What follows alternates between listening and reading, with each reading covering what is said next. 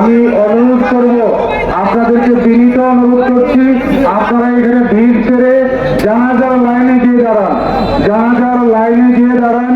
জানাজার শেষে আমরা মরদেহ দেখব।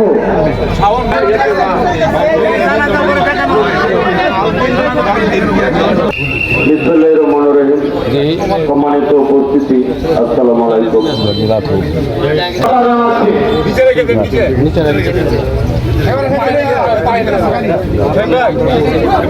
আপনাদের সামনে শ্রদ্ধা নিবেদন করবেন মদন উপজেলা আওয়ামী স্বেচ্ছাসেবক লীগ।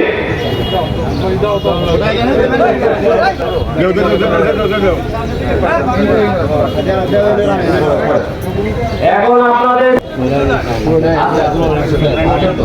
নিবেদন করে এখান থেকে শুরু করতে হবে।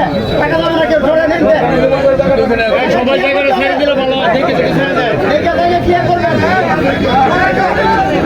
এখন আপনাদের সামনে শ্রদ্ধা নিবেদন করবেন মদন উপজেলা ছাত্রলীগের সভাপতি এবং সাধারণ সম্পাদক।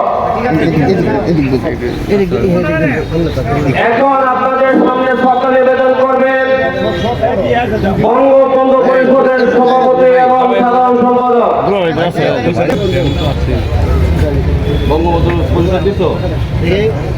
এখন আপনাদের সামনে শ্রদ্ধা